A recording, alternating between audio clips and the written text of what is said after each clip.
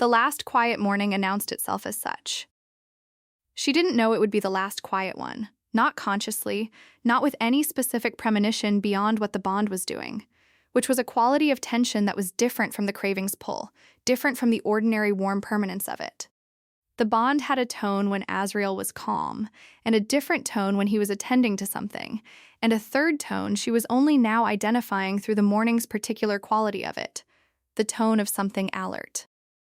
Something that had deployed its attention outward rather than inward, and was holding very still. She lay in bed for 20 minutes after waking and felt this tone through the bond, and didn't ask him about it yet. She'd said, "Tell me everything in the morning." She'd said, not the managed version. She would hold to that. She would ask, and he would tell her, and they would address whatever was coming in the deliberate, information-first way they'd addressed everything else. She believed in this approach the way she believed in the usefulness of lists, not because it made things manageable, but because it made them clear, and clarity, in her experience, was the prerequisite for everything else. She got up, made coffee, stood at the window and looked at the harbor. Low cloud, no fog. The harbor was visible in unusual detail. The boats, the breakwater, the far headland where the lighthouse sat in its perpetual vigil. She could see it all with the new vision, the layered depth of things, the residue of history in the stone and the salt and the water. She had been cataloging the new vision's capabilities for 3 days and had not yet reached its apparent limit, which was either remarkable or concerning, depending on the angle of approach. She chose remarkable. The bond shifted. Not urgently, not with the acute quality of the craving, not with the alarm register she'd been learning to distinguish from the ambient warmth. But he was moving toward her, crossing the membrane, and the warmth deepened as he came closer, and she turned from the window, because she wanted to see his face when he arrived. She wanted to see his face before he had time to arrange it into the version she was given when he thought she needed management. Are you there? He coalesced in the corner. She looked at his face. How bad? I don't yet know the exact number. 3 at minimum, possibly more. They have been, watching, since the binding, taking the measure of what you are. What are they? Minor reapers, not members of the Hollow Court, not court-sanctioned. They operate in the jurisdictional margins, harvesting souls the court's accounting doesn't track closely. They are opportunists. They sense a new variable, and they want to understand it before the court does, before I can present the binding as established fact. And if they understand it first? They would bring the information to whoever could use it most profitably.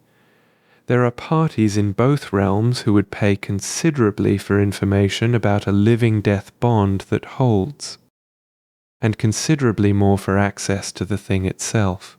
She put her coffee mug down on the counter. So they might try to take me. Yes. Tonight? A pause. The bond's quality shifted again. That alert tension, the outward deployed attention of something that had already made calculations and was waiting on the timing. Tonight. She looked at him, at the void eyes with their cold stars, at the shadows at his throat with their ancient script. She looked at him and felt the bond's warmth, and beneath the warmth, the harder thing. The thing she'd felt in him through the bond when she'd first felt it go alert. Not quite anger. Something older than anger and further reaching. The specific quality of a thing that was extremely old and extremely powerful, encountering a threat to something it had recently classified as not to be threatened. What are you going to do? His gaze held hers. What needs to be done? She held his gaze for a long moment. I want to be there. When it happens, I don't want to be. I don't want to be moved to safety while you handle it. I want to be there. He was quiet. I mean it. I understand if that's tactical nonsense. I understand if having me in the room creates more problems than it solves. If you tell me that with actual reasons, I'll accept it. But don't tell me to go somewhere safe because I'm fragile. I'm not fragile. He looked at her for a long moment. The void eyes moved over her face with the reading quality of the gaze she'd come to know. Not observation, active interpretation. No, you are not. You will stay close to me, whatever happens, close to me and behind me until I tell you otherwise. Yes, And you do not engage unless... unless I have to. Yes, I'm not trying to be reckless. I'm trying to be present. There's a difference. His jaw set fractionally, the small architectural admission she'd learned to read. I know.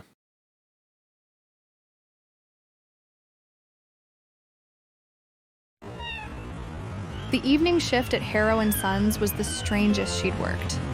She went in at 9 because the alternative was staying in the apartment waiting, and waiting without occupation was not a thing she did well. She told herself the work would be grounding. The familiar instruments, the intake forms, the practice of moving through the dead in her careful, practiced way. She told herself this and believed it for approximately 40 minutes. Then the dead began to behave differently. Not all of them. Not dramatically. But she had the new vision now, the full spectrum threshold sensitivity, and what it showed her was this: the souls in the building's lower level. 2 overnight holds, a man named Peretti, and a woman whose name she hadn't yet processed from the intake form, were not doing what souls did. They were not drifting in the gentle, near-purposeless transit of the newly dead. They were still, and oriented in the same direction. She noticed it when she came in to check the environmental readings in the cold storage corridor. Both shimmers visible to her new sight, both facing the same direction. Toward the building's east wall, toward the harbor, with the specific fixed quality of things that were receiving a signal and had paused to receive it. She stood in the corridor and felt the bond. The alert tension was sharper now. He was closer. And she moved her attention along the bond the way she'd learned to, following it outward. He was not in the shadow realm. He was in the living world, had been for some time, and was positioned somewhere proximate. Watching the street from outside, she thought, or from above, somewhere that had sightlines she didn't. She pressed her palm flat against the east wall of the corridor and felt it. Through the wall, through the stone and the old timber and the Victorian bones of the building, she felt it. Not sound, sensation. The specific resonance of the shadow realm pressing close against the membrane of the living world at that particular point, thinning it the way heat thinned ice, and on the other side of the thin place, presence, multiple. Moving with the slow, they were outside. She walked back to the prep room, turned off her instruments, and texted Gemma. "Go home early tonight. Don't ask. Just go." Gemma replied in 40 seconds. Already gone. Felt wrong in here all evening. Be careful. Noelle looked at the text for a moment. Then she put her phone in her coat pocket and went to get her coat.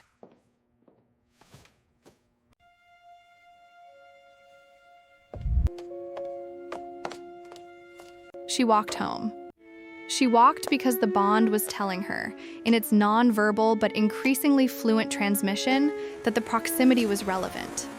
That where she was mattered to the geometry of what was coming, and the apartment was the right geometry. She didn't fully understand this yet, the tactical reasoning. She trusted the bond's translation of Azrael's intent well enough to follow it. The harbor road was empty. The low cloud had moved in during the evening, and the air was the particular close dark of an overcast night with no moon visible, the whole sky a single surface. Her new vision made it navigable. She could see in the low light with a clarity that was not night vision in any mechanical sense, but was something more like the shadow realm's ambient illumination, as if she was carrying a small, private light source that didn't show to anyone but her. She felt them before she saw them. 3 points of presence, distributed around the building's exterior. She felt them the way she felt souls, through the threshold sensitivity, the perceptual depth that now came as standard. But these were not ordinary souls. These were not the gentle, near-purposeless shimmer of the recently dead. These were entities with volition, with awareness, with the specific cold of the death energy in a concentrated form that was nothing like Azrael's cold. His cold was a climate. This cold was a waypawn. She climbed the stairs without running. 3 flights, familiar, her hand on the railing, and her attention split between her feet and the bond, which was very loud now, very present. He was close, very close, and the alert tension had sharpened into something that was not quite anger and not quite hunger, and was something she didn't have an existing word for, because it was not a human register emotion. It was the emotional equivalent of an apex predator that had heard something approach the territory it had claimed.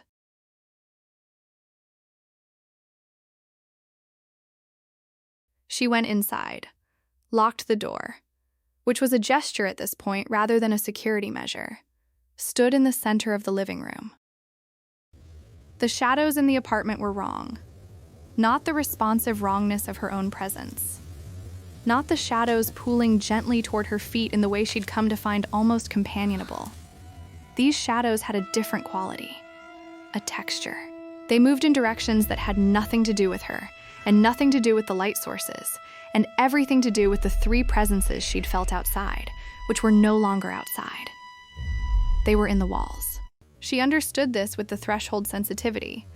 They were in the membrane, in the thin place between the realms, pressed against the interior surface of her apartment from the shadow side. 3 distinct cold points, distributed in a surrounding geometry that was. She felt Azrael enter the apartment through the shadow realm rather than the door. Felt the specific quality of his crossing, different from theirs, the authorized entry of the thing that had primary claim to this territory versus the border crossing of the things pressing in from outside. He coalesced in the center of the room, beside her, and for the first time she saw him in full alert. Not the composed, calibrated presence of the kitchen table or the ritual, but the version that had been held back underneath all of it. The shadows around him were not accompanying. They were extending, moving outward from him in all directions in slow, radial waves, covering the floor, climbing the walls, responding to him the way they never responded to her. Not drawn by warmth, but commanded. His eyes were different. The void in them had expanded. Less of the starlight visible at greater depth. The darkness more present, more total. The shadow tattoos at his throat and forearms moved with a speed and purpose she hadn't seen, the script rewriting itself continuously in the fast cipher of something in operational mode. He looked at her once, a quick, absolute assessment, checking her status with the bonds red and his eyes simultaneously. Stay here. Then the walls came in. Not literally, not physically. The apartment did not compress. But the 3 presences in the membrane stopped holding their positions and pushed through simultaneously, and the effect was of something rupturing. 3 points in the walls of the room going dark, then darker, then opening like wounds in the physical space, shadow matter pouring through each opening in a concentrated stream that assembled, rapidly, into shapes. Minor reapers. She had not known what to expect. She'd built an image from context, from what Azrael was, from the souls she'd seen in transit, from the mythology she'd read in the fringe databases at 4 in the morning. She had not been prepared for the reality of them, which was this. They were what Azrael would be if you removed everything that had been refined by millennia into something that could be called, in any approximation, beautiful. They were the rough form, the raw material. Shadow without the precision of ancient will behind it. Death energy without the focus of something that had lived long enough to develop an aesthetic. 3 of them. Tall, unstable at the edges, their shapes flickering between configurations the way candle flames flickered in wind. Not because they were weak, she understood, but because they were careless. They didn't hold their forms because forms were inconvenient and they hadn't chosen one. She felt the specific quality of their attention on her like cold water poured from a height, sudden and total and invasive, the gaze of things that saw her as a thing, an object of interest. The bond, the anomaly, the unprecedented living-death hybrid that some party somewhere had paid them to assess or acquire. Azrael moved between her and them. He extended his right hand toward the nearest reaper. the one closest to her position, and the shadow matter that had been radiating outward from him in slow waves contracted. In an instant, snapped back toward the extended hand and shot forward along the trajectory of his arm in a concentrated column that hit the first Reaper in the chest before it had completed the raising of its own hand. The effect was, she had worked with the dead for 6 years. She had cataloged endings in the intimate physical detail of her profession, had prepared 11 shadow sickness fatalities with her own hands, had seen what the body was when the soul was no longer in it. None of that prepared her for what she watched happen to the first Reaper. The shadow column hit, and the Reaper simply came apart. Not dramatically, not explosion, not fire. A precise, absolute dissolution. The shadow matter of its intended form separating from itself at every point simultaneously, the way a reflection came apart when you disturbed the water. Not destroyed. She understood, in the bone-deep way she understood things about death, that this was not destruction. It was disassembly. The component parts of the thing returned to the general shadow matter of the realm, its specific individuality, its will, its malice, its intent. Extracted and extinguished the way you extinguished a flame, the fuel remaining without the quality that made it burn. Soul-ripping. She had read the phrase in the mythology. Now she knew what it looked like. The second Reaper moved. A fast, lateral shift, shadow matter extending toward her around Azrael's right side, trying for the gap. She felt it coming before she saw it. The threshold sensitivity firing in response to the death energy's proximity and trajectory, her system registering the approach the way Azrael's had registered it, and transmitting the register through the bond at the same moment that her hands came up. The shadow matter from her side of the room moved. She didn't tell it to. She would examine this later, when she had time for the careful analysis she preferred. The instinct of it, the way the death energy in her responded to threat in the same way Azrael's had. Not through decision, but through the architecture of what she was now. The shadows that had been pooled at her feet and drawn to her walls launched toward the incoming extension of the second Reaper and met it in the air between them. She felt it in her palms, in the center of her chest, in the bond. Not pain, not heat. Enormous. The impact of two expressions of the same fundamental energy and opposition, and she felt the second Reaper's shadow matter. Not her own. She wasn't Azrael, not remotely, didn't have the millennium years capacity to disassembly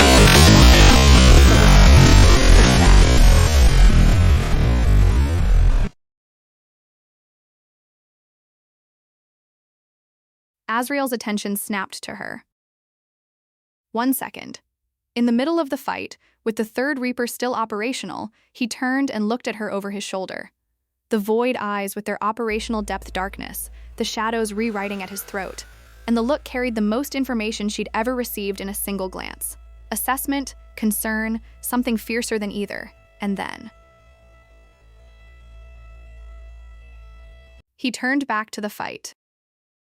The third Reaper had used the second of his distraction to move, had covered the distance from the wall to where he stood in a fraction of the time it should have taken, and wrapped shadow matter around his left arm in a binding, a constraint, cold tendrils of death energy attempting to restrict the arm's movement. He looked down at it.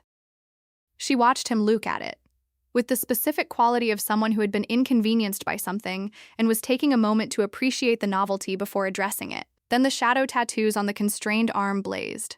She saw them blaze, the script accelerating to a speed that blurred it into a solid dark band, and the binding dissolved from the inside, and his left hand closed on the third Reaper's shadow form with the grip of something that had been exercising this particular capacity for longer than this building had been stone. What he did to the third Reaper took approximately 4 seconds, and she watched all 4 of them, and she would not forget any of them. The extraction was precise. The disassembly was total. The cold that came off the process was enormous. A blast front of death energy, so concentrated it crystallized every surface in the room simultaneously. The windows, the counters, the floor, a thin carapace of frost covering everything in a fraction of a second and melting as quickly. Then the room was still. The stillness had a specific quality. She stood in the center of her living room with frost melting from every surface and her heart doing something loud and rapid in the new biology of her chest, and she looked at Azrael. He was standing by the east window, his back to her. The shadows settling around him in the slow decompression of something that had deployed and was recovering its ordinary configuration. The tattoos on his arms were still moving fast, but the speed was decreasing, the emergency script returning to the ambient. He had not moved to check on her. She understood this was not indifference. She could feel, through the bond, the specific quality of him not moving toward her. The restraint of it, the deliberate giving of space, and underneath the restraint, the thing she'd felt in him through the bond since Tuesday morning. The apex predator thing. The claimed territory thing. It had not fully subsided. It was still present, still active, still processing the fact that something had tried to reach her, and this information had not yet been fully metabolized by whatever part of him handled such things. She crossed the room. She came to where he stood, and she stopped beside him. Not behind him. Beside him, the way she'd sat beside him at the kitchen table. She looked at his profile. At the jaw, the precise line of it. The shadows at his throat. Azrael. He turned. She looked at his face. She had expected. She had thought, somewhere in the theoretical consideration she'd given to this moment, that seeing him do what he'd just done would change the face. Would reveal something beneath the familiar architecture that she wouldn't be able to accommodate. That the specific quality of watching something be dismantled without hesitation, without modification, without any of the ceremony or apology the living applied to violence, would produce in her a revision of what she was looking at. It hadn't. The face was the same. The void eyes with their cold stars. Closer to the surface now, the emergency depth receding, the ordinary depth returning. The shadow tattoos slowing to their ambient movement. The precise line of everything. The architecture she'd been learning for 10 days and was not done learning. She reached up. She put her hand on his face. Her palm against his jaw. The cold of him, the specific cold, at this contact point the same as it had been in the shadow realm, the same as it had been in every contact between them. She held it there and felt his stillness under her hand, the complete, absolute stillness of something that had not been touched like this before and was still learning the category of it.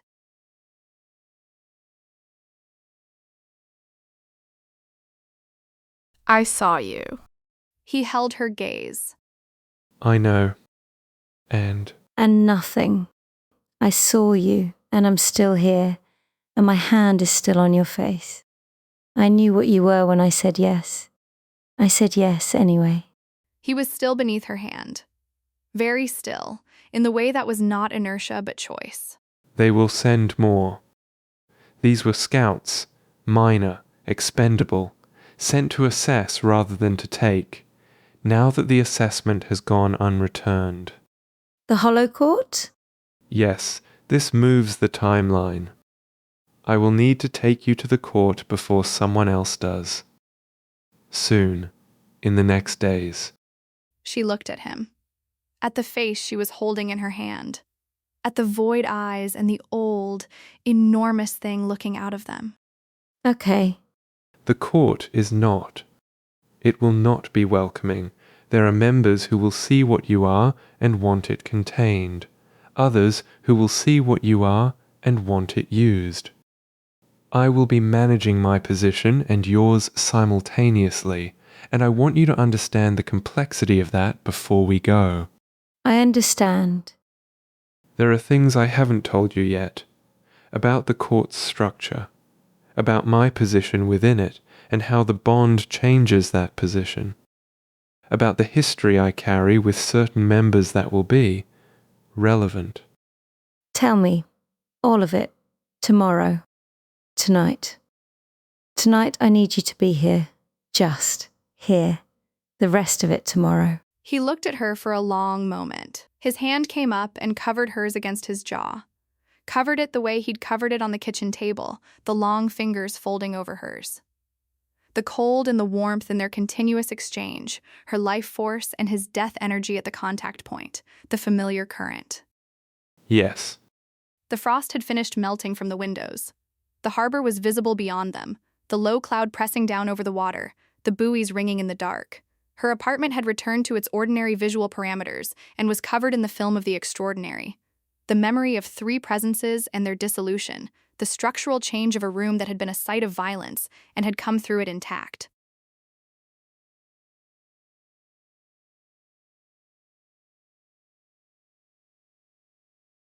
She turned around. She put her back against his chest and looked at the window and felt his arms come around her.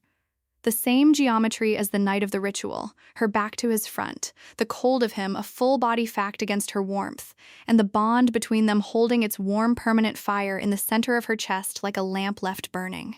The shadows I put out. That wasn't deliberate. No, it was instinct. Is that? Should I be concerned that I can do that instinctively? No, it is. It is not a thing I anticipated, the rate at which your abilities are. Alarming? I was going to say significant. Is it going to continue at this rate? Probably faster. She absorbed this. Good.